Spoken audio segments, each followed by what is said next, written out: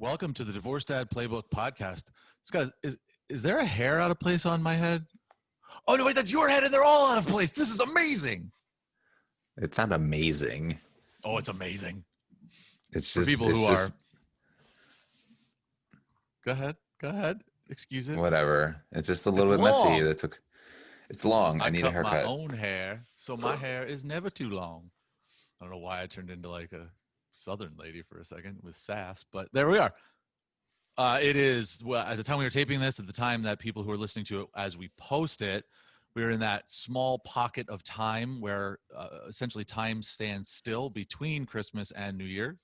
We're going to do another show we might record it after this. I have no idea, but people will be able to see it in a few days with our sort of New Year's resolutions for dads. And if you go to the divorcedadplaybook.com or you check us out, especially on our Instagram and our Facebook page, we will have some fun little, single dad, divorced dad, single parent, single mom, divorced mom, all that stuff. Some New Year's resolutions for hanging out with your kids. I think we'll do that. That'll be fun on the next one. But Scott, there's a lot to talk about.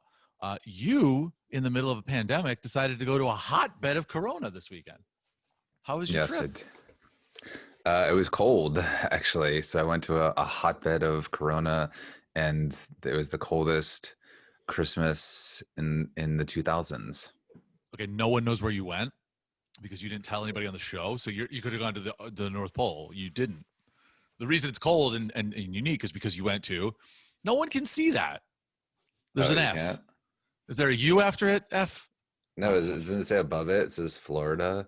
Yeah, very tiny and grainy because you're wearing a gray sweatshirt. And again with the orange. Yes. I like you orange. went to Florida. Thank you for taking 9 minutes to get there. I did go to Florida for a short trip to visit a school. This is the second school that Jack's visited in the state of Florida. And yes, I went during the hotbed, and we were masked up and had lots of hand sanitizer and washed our hands diligently. And parts of Florida, I don't think know that there's a pandemic going on, actually. Are you kidding me? It's a lot of places. I watch a lot of soccer, and there's two teams in the entire Premier League right now that are allowed to have any fans, and England has like this tiering system, and everybody shut down. London shut down again. No fans in London. Liverpool is the only town, and they can only have 2,000 fans. So that's what I'm used to seeing in terms of fans in a stadium. 2,000 is the max. I was watching the Eagles Cowboys game this weekend. They had 30,000 fans in that stadium. Yeah. How is that even legal? Like, and I know Texas is like the worst place in the world, but like, who is in charge of anything over there? And I know this is not what the topic of the show is, but we're going to say it real quick because you went to Florida and you talked about this. If I am the Eagles, if I am a team from Pennsylvania where hundreds of people are dying every day and thousands of people are getting infected, I would have refused to play that game if they put that many people in the stands. Why does Jerry Jones get to have 30,000 people and yet Jeffrey Lurie has 0 because he's being socially conscious and because the governor of Pennsylvania isn't an idiot? That is unfair. I would have refused to play the game unless they shut the stadium down. It's unsafe for my players. It's unsafe for my staff. Well, the way that the Eagles played yesterday, they probably should have never showed up for that game. By the way, I just realized that. Do you know what just happened? You got fired up. I got my own sports writer show back, so we're going right to the theme. What with one thing and Am I allowed to play this? it's a tug-of-war. Probably not, but All right, so we're We're not allowed to play that flagged. version, so let's play this version. Marcel Lichter. That was Sir Paul Tug of McCartney. War. Tug Yeah, of I don't think Paul McCartney has given us the rights. Does he even have the rights anymore to his own stuff? He bought him back from Michael Jackson before he died. Oh, Or after he died. nice.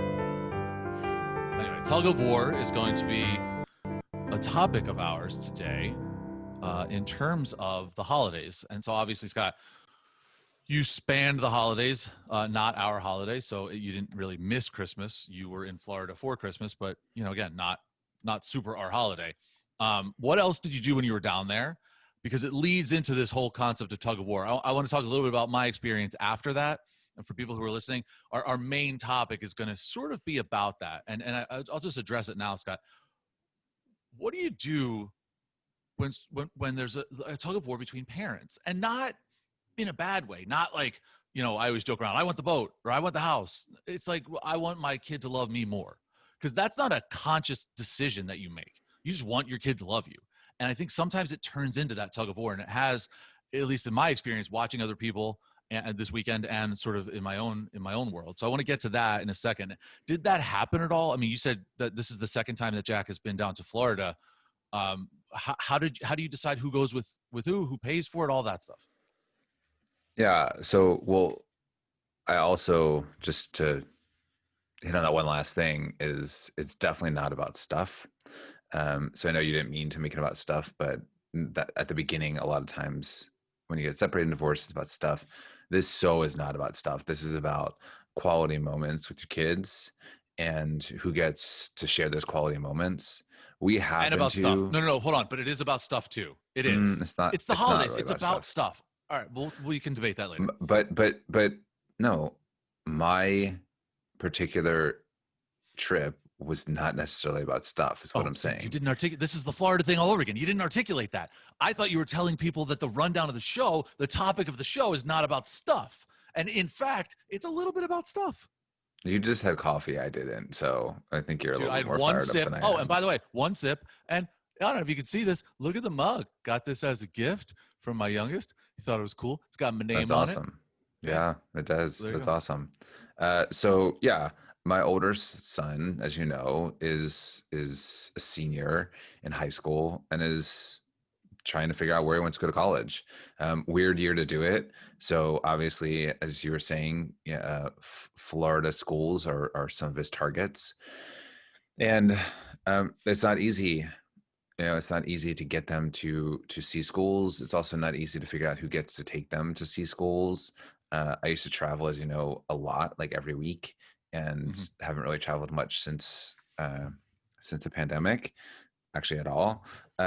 So this was our first trip that we were taking. My ex actually took him to see University of Miami a few weeks ago because her parents live close to University of Miami. So that worked out well. They socially distanced to see her parents and saw the school. And we went for a few days to see University of Florida. And that was great. It was a great trip. And we worked it out together so that I took him to one school and she took him to another. It doesn't always work out like that, though. I wish I could be there on every school trip, because ultimately I'll feel bad if he goes to a school that I didn't go visit with him. 100%. If he picks one that you didn't go to and you can't recommend it because you weren't there. Yeah. That's my fear. And that's basically my fear of everything. I think that's probably everyone. Yeah, I think that's probably everyone's fear. And I think, look, it's just not realistic financially. It's, to have both of us going, to have both of us, my ex and I going on all these trips together. It's just not realistic. It's not financially realistic. We'd be staying in separate rooms. That creates a whole nother mess of things, which we'll get into, because I've been to those trips for sports with the kids, and where we both had to go far away, sleepovers, with the team. And those are tough. Those are tough.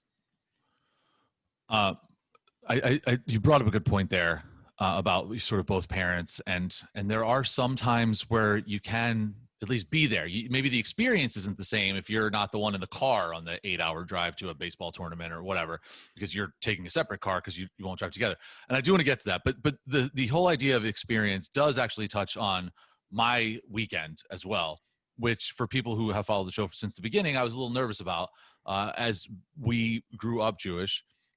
What we never talked about on the show is, as like a joke one year, didn't mom and dad like make stockings for us? Mom like knit stockings. It wasn't a joke, dude. It wasn't a joke. We had stockings every single year. We celebrated Christmas without a tree. It wasn't a joke. It wasn't a joke. We actually got presents and candy, and we celebrated Christmas just like everybody else did. No, it started out that mom would go in and get those little cereal boxes that she'd buy for us all the time and then wrap them, and like a Lifesavers thing. And we get like 3 things of candy.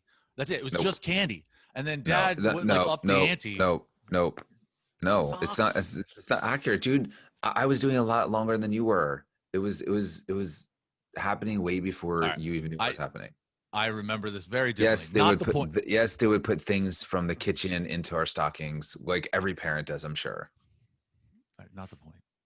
It's not the point. The point I was going to make which I tried to make, is that was not our holiday.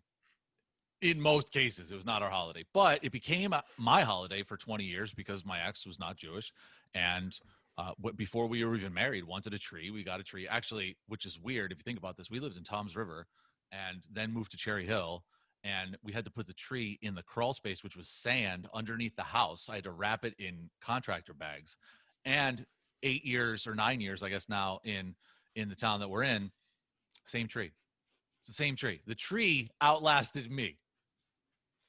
And I guess there's your headline for the day. I'm assuming it was artificial. Yes, obviously it was artificial. No, but anyway, the tree outlasted me. And that was tough because putting up the tree was my job. Putting up the decorations was my job.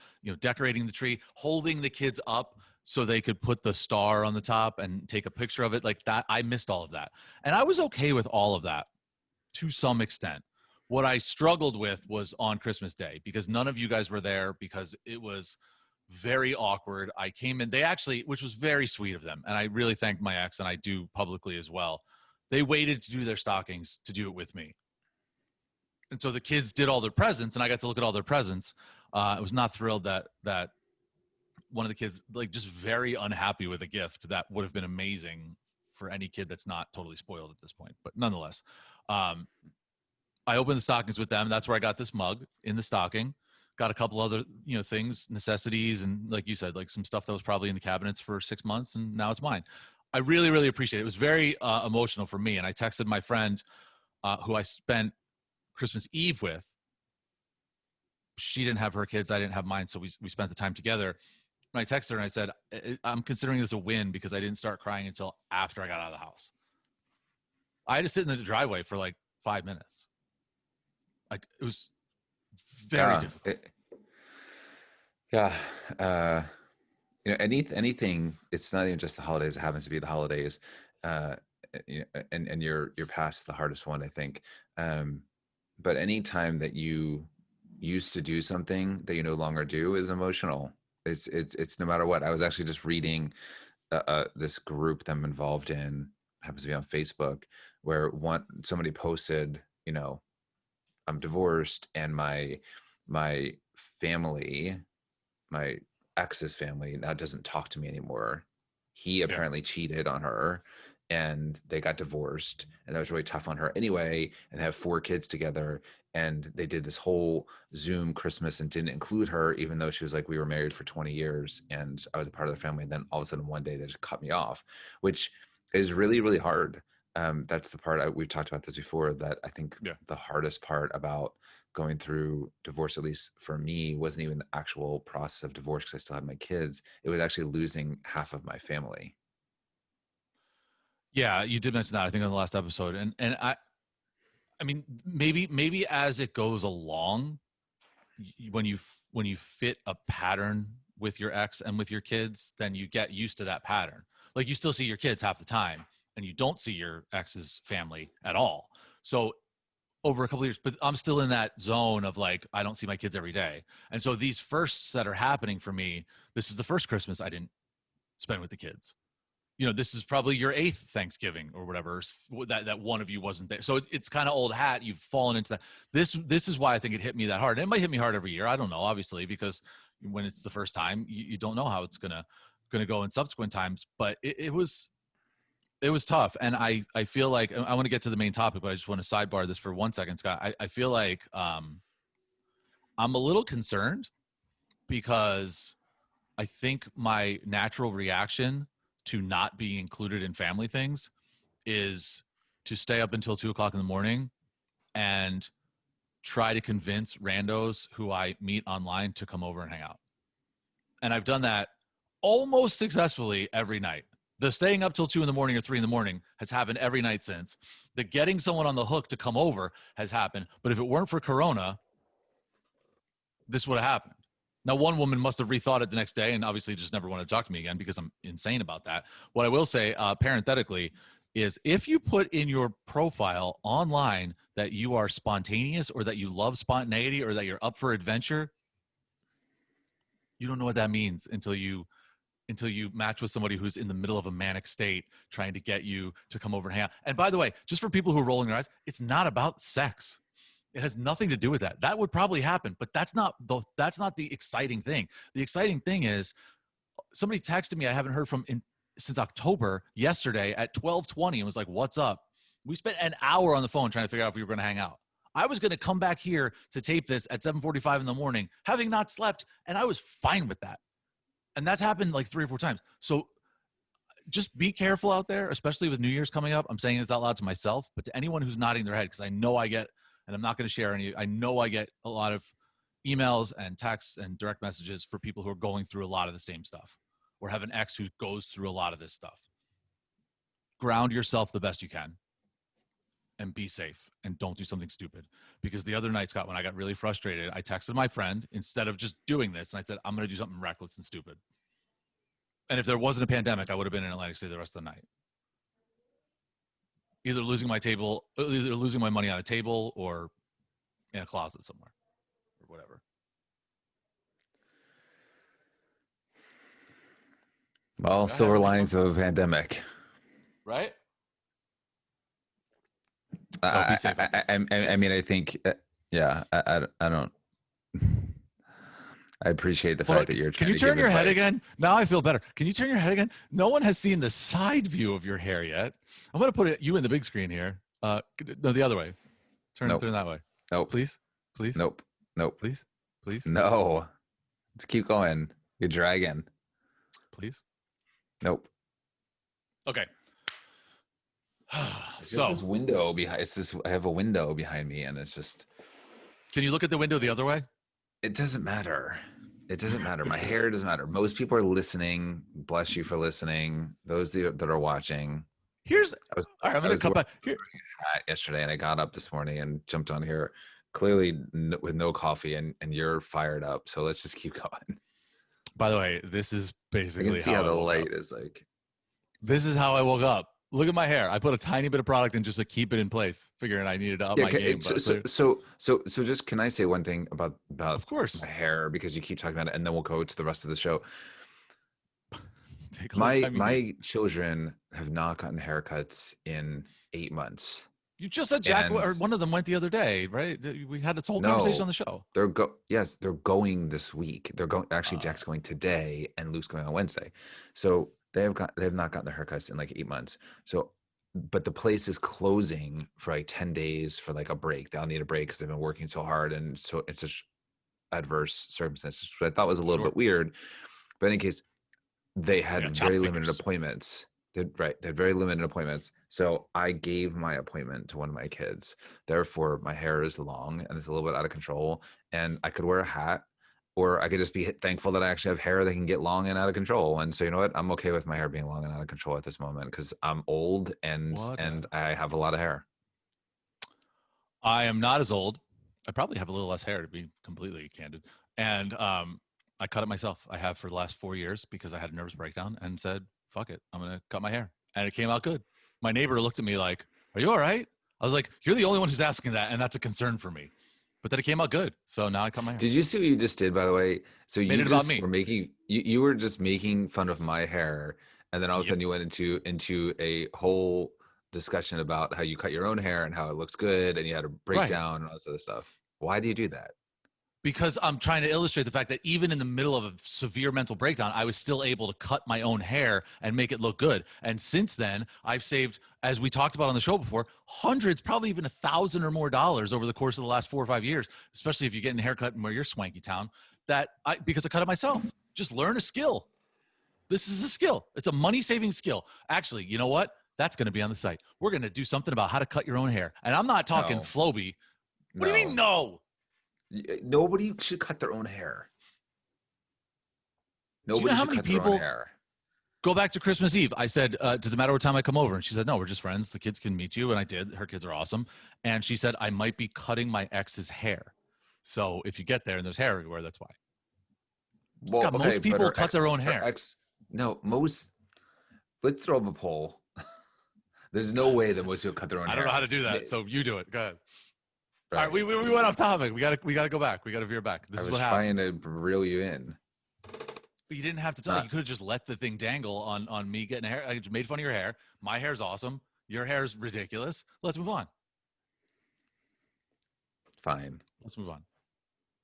I'll be a big Okay. man and move on from that. Before we move on, I just have one thing to say. Now that I'm in a fired up mood. By the way, the thing accidentally started playing before because I hit the thing in my ear. I didn't expect the theme song to start just that way, but I will say it was fun to get the old juices back, the old sports talk radio juices back. Oh my god, that's the high. Got to yell about the Nice. Cowboys. Are you kidding me? That was amazing. And I apologize to our audience if I somehow came off as a shock jock, because that, in one person's opinion, is what I was accused of being, that we're not actually helpful, that we don't actually know what we're talking about, and that I'm just trying to shock people. What that person didn't do, Scott, was disclose the fact that she and I had an intimate relationship several times. So when she went online publicly to talk about how people shouldn't listen to the show because we don't know what we're talking about, I think that that's pertinent. And so if somebody is listening who saw that post or who sent me that post or who wrote that post, come at me. Do not come at us. Do not come at what somebody does for a living, because a person who thought he was ready told you he wasn't. I didn't do anything wrong. Do not come at what I do for a living. That is off limits. It's like children and jobs. I don't know if this is a mafia, but like children and jobs, off limits. Nothing? You're just going to smile at me? I mean, what kind of response could I give to that? I had my back a little bit. I mean, I do have your back. Like I didn't know that. I didn't know that until you just said it. So I was just digesting the information of the fact that we even got. Oh somebody, shit! I didn't send that to you, did I? I didn't even know that was happening. Oh So you were just, away. You just said that, and I'm like, yeah. Oh like, yeah. what are you talking about? Yeah. To be let's clear, let's just say this, Scott. 45 minutes has turned into a lot more than 45 minutes of headache. Yikes. To be Everything else is clear, fine. Everything else is fine. right? Just to be clear, we are doing this. Besides for shits and grins from you, we are doing this to help people, and for everyone out there, we're not always going to help everyone. That's just the way the world works. We're not always going to help everyone, but we are building a community. We're building a resource center. We're building this playbook, and there will be stuff that will resonate with you, some more than others, and take out of it what you want. Take out of it what you want. And that's a good lesson for everything. And I think if you follow us on social, some things that we do are funny, some things we do are thoughtful. That's life. And that's this show, to your point, Scott. Like, instantly we can go from very thoughtful to ridiculous to back to thoughtful, like, or back to ridiculous in most cases. And that's 100, and that's 100% life. That's we are actually, what we do, and people may not have caught on to this yet, but what we do on the show, what we do on social, is 100% authentic because it's emulating life. Life is a roller coaster. It has ups and downs. It has wild moments. It has serious moments. It has emotional moments. It's just what it is. And so that's what we do. Most of this is very unscripted. Your interviews with experts are not as unscripted, but what you and I do clearly is unscripted, because I didn't know what the hell you were just talking about with. Totally forgot I didn't tell you. This person. With this rando. Is that what you say? Is that the word you use? Rando? Well, I think at that point it wasn't rando, but yeah. I think it wasn't as rand as right one can be. So by the way, just to clean this up and move on to the actual thing we were supposed to talk about. On the site, if you go to divorce.playbook.com and you click on the blog, or just /blog or whatever, on the right there's a link to the podcast. And if we ever get t-shirts made, which we will, because that's basically what I do for my side hustle now, is make t-shirts. It says Divorce Dad Playbook Podcast, hosted by Scott Levy and his younger brother Dan, both divorced dads of 2 kids. And then this is what I would put on the back: fun, serious, insightful, ridiculous. That's the show. That's my life. Well, that's all of our lives. How's that? I can only speak to myself. I thought you were going to say it's my life too, and then we would have like a high five digitally and we move on. It's my life, and it's everyone that I know's life who has been through a divorce. I know one couple out of thousands. I know one couple who truly had what I would refer to as like a 100% amicable divorce, and I envy it. I really do. That they spend. She actually just got married. Her ex has been remarried for a long time. They share holidays together. They share the kids together. They're like one big happy family. I don't know how that works. I really don't. Okay, and that leads to our point, and that's a good way to start this. Thank you for veering us back onto the road. Hang on for dear life. I don't know that couple, but I hasten to agree with you when you say 100%, because obviously little things can come up, and we're talking like stress fractures. We're not talking like, you know, compound fracture, broken bone sticking out the leg. We're talking like little things that eventually sometimes add up if you don't treat it, if you don't address the situation, that it becomes worse. And I think there's no better time, Scott, to talk about this than right after the holidays and right before New Year's and things like that, because you said earlier it's not about stuff. To me, it's about the Christmas is about stuff. I mean, it's about being around family, but this year in particular, when there wasn't a lot of family to be around because of the pandemic and whatnot, the stuff had to take a little bit of precedent. And the thing that I am concerned about is, did my kids get bought off? Or was there an attempt to, and not for any nefarious reason, but we tried really hard to say, like, here's what we're going to get the kids. This is what I'm having for Hanukkah. What do you think for Christmas? We coordinated on the big gifts and the small gifts, like great job. We literally, like, I bought one thing and then gave it to them, you know, on behalf of, or my ex gave it to them just from her. It wasn't even from me. And then I ended up giving them like 3 Hanukkah presents a night. That's a lot of presents. And all of a sudden, 2 days after the holidays, when he doesn't need it, my youngest got a brand new computer, like $1,000 computer. And I had discussed it with him and with her several times, because I know a little bit about computers, that he didn't need it, that it was an unnecessary expense. And then I got a text, which of these two do you like? And I said, they're both fine. I can't believe we're doing this. And I'll get to the reason why in a second. It's not just about stuff in this case, but and then he came back with another computer. He's got bigger monitors than me. Kid's 10 years old. He's got a brand new like tout. And I can't help but feel like, because my other kid looked at me and said, he gets everything he wants. Everything he asks for, he gets. And I said, let's not do that now. Yeah. So I think this is an important point. And for people that listen to us, you and I have talked about this, as to how we can rely on our relative own experiences to try and help others, right?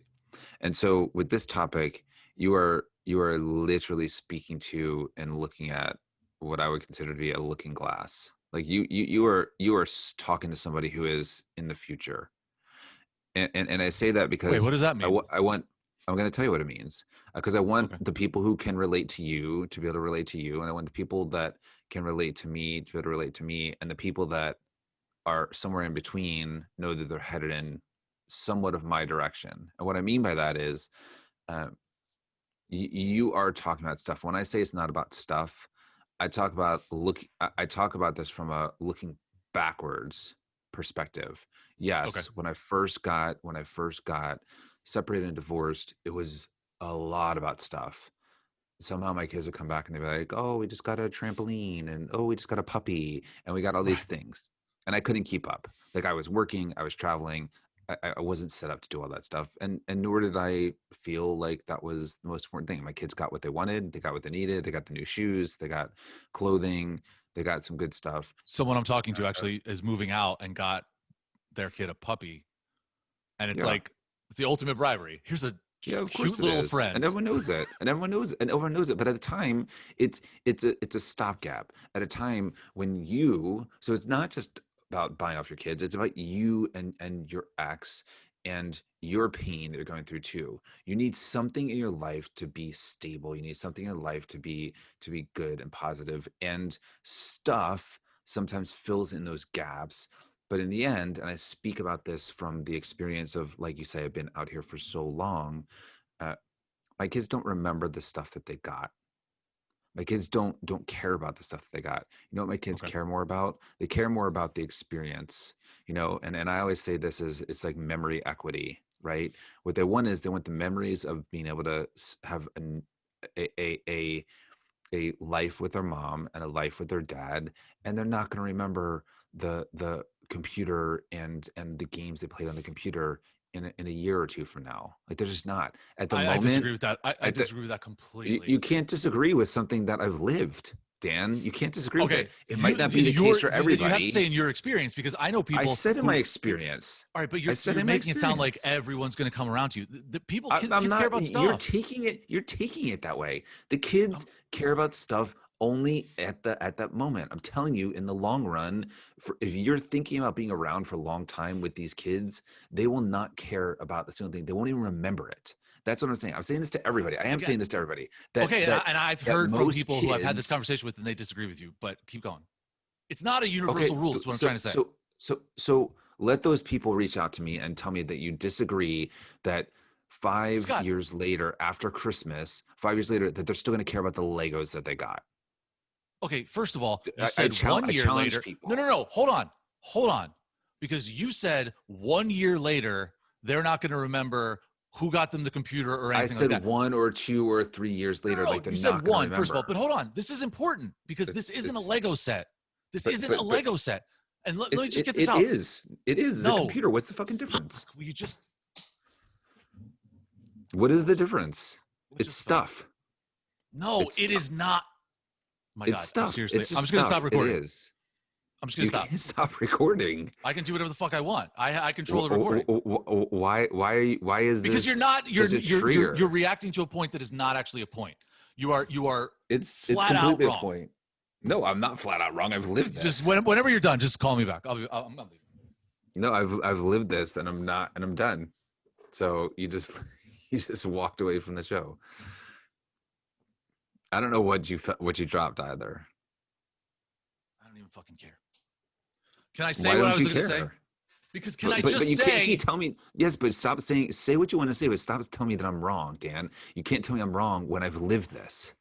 Scott, You can't tell me I'm wrong when I lived it. You don't have to take everything so literally. Don't take it so literally. I'm saying that the stuff ultimately does not matter. That's all I'm saying. That your love for your children overtakes stuff. I'm telling you. Okay, let me just say this, and can you just? I'll mute you if you don't shut up, because I can do that too. I wasn't over talking on you. You walked away. You can't say on a show where we are recording the things we say that I shouldn't take things literally, because you specifically said in a year he's not going to remember the games he played on the computer or who he got on the computer. And what I'm trying to say to you, if I would have been allowed to get it out, is with a Lego set, yeah, absolutely. No one remembers if Santa got him a Lego set or if mom or dad or grandpa or grandma. No one. But a big purchase, a trip to Disney, a trip to go see a college that they might end up going to. These are things that are experiences. And you can disagree with you can trips, it's not about trip. You can have an experience without going on a plane or getting in a car. I understand. That's what you're actually saying exactly what I'm talking about. That it's not the actual stuff, it's the experience. I totally you understand agree with that you. kids who get a PS5 or an Xbox from their parents are going to remember which parent got them that, because it's going to be at that house, because they're going to have all of the experiences with that toy or game or whatever at that house with that parent there. And so I'm not talking about the experience with the toy. The computer thing is sitting at that house. I'm the one who said, you don't need a computer. And the other parent is the one that said, let's go to the store and buy you a computer. And so now everything that has to do with that computer for the next 10 years, 6 years, 5 years, however long he has this computer, is now in that house. The experiences are there. On top of that, what I was trying to say before I walked away, and you wouldn't allow me to, is what I said to him 2 days ago, or 2 days prior to him getting this computer, is instead of going to buy a computer that is not good enough for gaming because you can't afford a good computer for gaming. Let's build one together. Every time you get a little bit of money, put it away. Then we'll go online. We'll buy a case. We'll buy a motherboard. We'll buy a processor. We'll buy hard drives. We'll buy a video card. And we can piecemeal it. And then we can build an ultimate gaming computer together. So that by the time you're done, you'll have this amazing computer that you don't need right now. But when you get more serious about gaming and you start doing more stuff on YouTube and things like that, you'll have. That was the offer. And I said, and whatever money you have, I'll match it. That was the offer I gave him. Now he's 10. Which do you think he's going to pick? Building something with his dad that's going to take a year, or his mom just giving him the money and going and getting it, and now he just plugs it in, it's his? I get it. So it's not about 10. stuff. There's no the stuff superseded the experience. There's no reason why you can't still have that experience where he can have a computer that you guys build together at your house.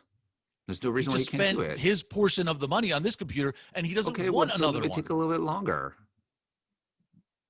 He will, because technology gets old fast, and he's not going to want to. Yes, he just got it a couple days ago for Christmas, and I get it. And he's really into it. I'm telling you, Dan, and we can go back to this show, and we can take clips from the show. I'm telling you, in a couple months, when technology speeds along, and he has something that his friends. He has something he wants that his friends have on their computers, and he wants to be able to add that to his computer, and he can't do it because he bought a computer the way that it was, and you want to build it with him. He will be open to that experience with you, and you will ultimately build him a computer that will grow and last. I think you're missing my overall point, and I'm so angry about this that I can't even get it out like saliently. The point I'm trying to make is that there are monumental firsts. There are things that you can experience once. And yes, could I build something else with him that we can have here? Sure. But he wanted a gaming computer, and he was given a gaming computer. He doesn't value the process of working with one of your parents, of having that roll up your sleeve to get the thing you want, because he was instantly gratified. And that's my point I think, and I'm going to broaden this to everyone, Dan at divorcedadplaybook.com, Scott at divorcedadplaybook.com. What is it? At divorcedadplaybook on Facebook and on Instagram are the easiest two places to get in touch with us. I think what may be happening to a lot of parents around the holidays, because it is a lot about stuff and about experiences, is that the parent who was not the fun parent in the marriage dynamic overcompensates to become more fun afterward. And I think that, and I don't blame the not fun parent for trying to be fun, because when you are the fun parent, it's awesome. You get to do all the cool stuff, and the other person has to do all the crap that no one ever thanks her for or him for. But then when you get to be both, I think this is an overcompensation. I think this is oh my gosh, look how much the kids love me because I did this with them or I got that for them. And it's intoxicating. And I think that is, and I want to ask everyone out there, because and I'll ask you as well, and this I will listen to, but please don't say 100%. Just say it in your experience. I think that people overcompensate. I do. I think people overcompensate when they have an opportunity to become that fun parent. And I wonder if this has happened to other people. I don't even think I was the fun parent before. Which means you're probably overcompensating now to do cool things. I don't believe I am overcompensating. I don't have a puppy or a trampoline or a supercomputer. I have the same machine that they have at my ex's house that they get to play games here and gave there. Your kid a car. You literally gave him an amazing car. Just gave it to him. Here's a car. You need one. Here's a car. Yeah, but we shared the gift of giving him a car. Doesn't matter who paid for it. Okay. I mean, this is my point, Scott. This is exactly my point. To a parent, who cares? We did it together. To the kid, the car dad used to drive is now the car that I'm driving, which means it was dad's car. I mean, it was your car. This is my point. Did I go to Best Buy to pick up the Xbox that he got? Yeah, I did. I actually even paid for it, but whatever. But the gift was given from my ex. It's going to be at that house. I have the old hand-me-down Xbox. So can I just clarify something? Because I think you're getting caught up, and I understand this from lots of people's perspective. you're mixing two things. It's not about who necessarily pays for it or gets it or gives them. It's where it ultimately is going to be, and they're going to have that experience with that particular item, that gift. That I get that part. That if it's a desktop gaming computer that is going to be at your ex's house, and you are not going to be able to experience that with him.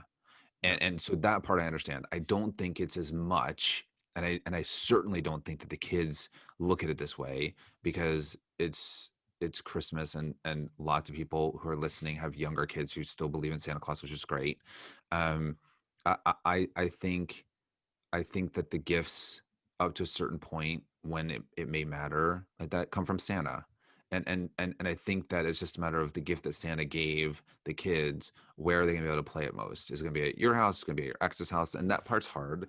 And trust me, I get that part, Dan. I really do. Like, there were many years where it did pain me to have my kids sitting around, on a summer day when they were out of school, and if they didn't have camp, whatever it may be, or they weren't, with friends, that they didn't want to be at my house because they wanted to go to their mom's and jump around on the trampoline. I couldn't put a trampoline in my house. I get that part, but Yeah. their connection to her and to that trampoline. All I can say, and this is my point, is that something like that, whether it's a computer, which again technology changes, or it's a trampoline, that trampoline ultimately a year or two later was covered in leaves, had a broken step, was not even used, was basically like the storage bin in the backyard. That's all I'm saying, is that yes, at the time, and I understand you getting passionate about this particular episode because it's so fresh. It just happened. All I'm saying is that lots of stuff changes. This is why the toy industry and technology changes, why Apple comes out with a new iPhone every year, because people get new technology and they change, and they go after the latest and greatest new thing. And that's all I'm saying, is that I get the point of, it's where the stuff is. It's not necessarily, they're not going to remember that they didn't get it from both their parents. Okay, and I appreciate your perspective on that. What I was trying to speak about more, like I said, are the big things, the big moments, the things that you can't have two of. And you mentioned, going on these trips. You said something about, when you go to a baseball tournament, or you end up both going.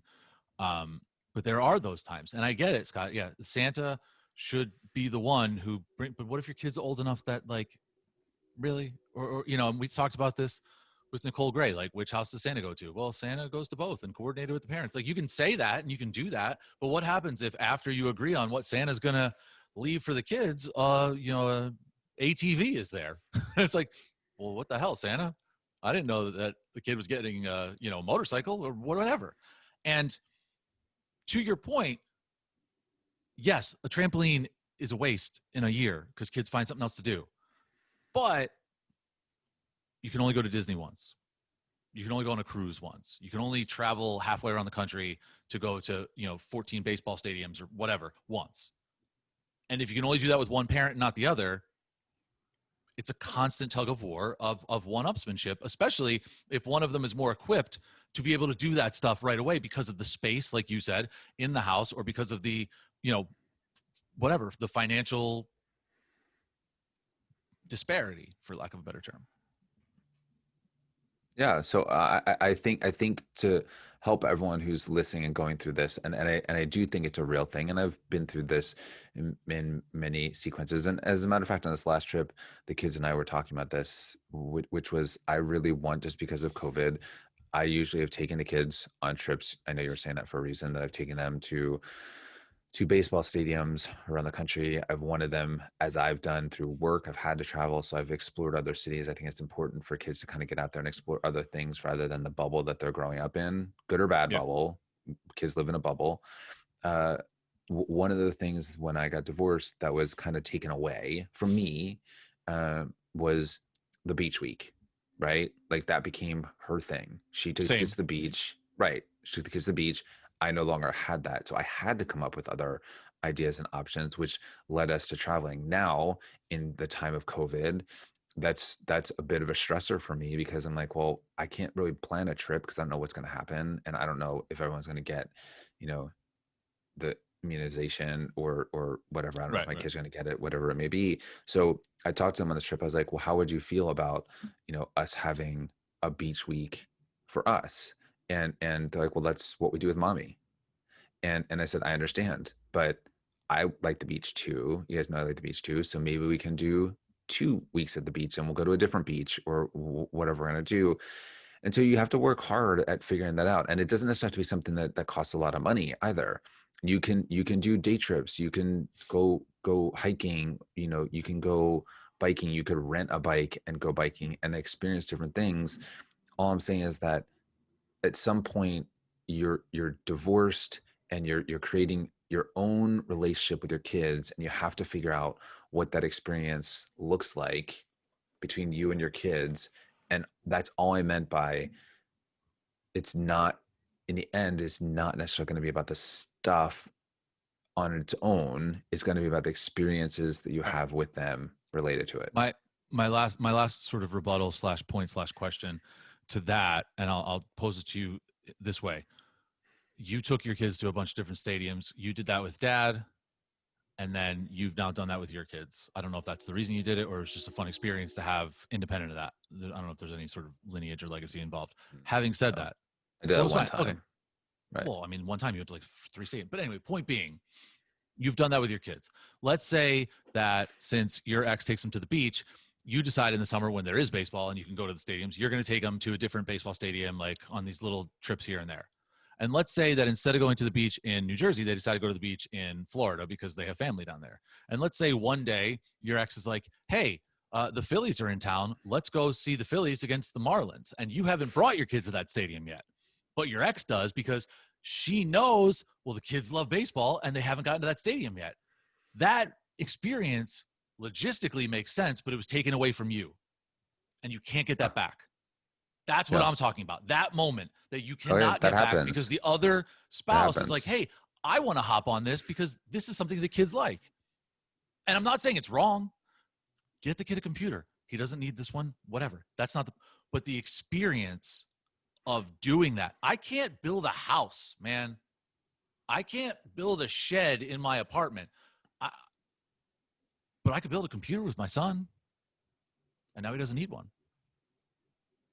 Yeah. So you got to find the next computer. I mean, what you said was true and accurate, and has happened to me multiple times where, again, um, and once upon a time, it probably got me not quite as fired up as you get, but a little bit more fired up. And I've just realized over time that the kids like experiences, and they have different experiences with me, and they have different experiences with her, even if it's a similar type of event. And yes, there have been times like that. They've gone to see the Phillies play the Nationals at National Stadium. I have not taken my kids to National Stadium. I've taken my kids to 17 baseball stadiums. I've not taken them to the Well, there National you go. Stadium. I've been there. They've been there. We've not been there together because she was down there and she decided to take them there. And at the time, was that hard for me? Sure. That was hard because I felt like, to your point, that was my thing. That was my thing. I don't have beach weeks. So that was my thing. But what I've realized over time, and this is all that I'm trying to make the point and giving hope to people, that the pain that you feel from having an experience taken away from you is a driving force to figuring out new experiences in the future. And it's hard when you're going through it, and it was hard when I had to go through that was painful. It's hard when my ex takes my kids to Giant Stadium or MetLife, whatever it is, and takes my kids to a football game when they're playing the Eagles. So instead of them watching the game with me, from the comfort of my home and having that experience, um, they're with their mom at MetLife. That's really hard. And that was really hard at the beginning. Now, I will say, over time, one of the greatest moments of my life, when the Eagles won the Super Bowl, we experienced that all together. That was something we experienced all together. We actually spent the entire time, the four of us, my ex and me and the kids, because it was an important moment. Every game, in the playoffs to come over and watch with us. And so that was several years after we had been divorced. And I recognized that that was an experience that we needed to share with the kids together, because it was potentially a once in a lifetime experience, which most definitely after this weekend's game, you can see the Eagles are garbage. They're horrible. And that might be a once in a lifetime experience. And so we shared it. And, you know, I do feel blessed sometimes that we're on good enough terms to be able to do that. Can I just call something up real quick, if you Sure. don't mind, before you end this? My experience with the Eagles winning the Super Bowl was a little different, because I was making animated GIFs at my computer, working for a site no one read, while my kids were at a party down the street. And I think it's situations like that and the stress they're in that led to the end of my marriage. So I will just say this to you, Scott. Once again, things that could have been brought to my attention yesterday. Couldn't have told me that 4 years ago. Well, I think I probably did tell you that 4 years ago. You just weren't listening. Sorry, bro. What else you got? Love a good Adam Sandler ending, and a spirited conversation. Appreciate it. Looking forward to the final week of the year. Kids first, buddy.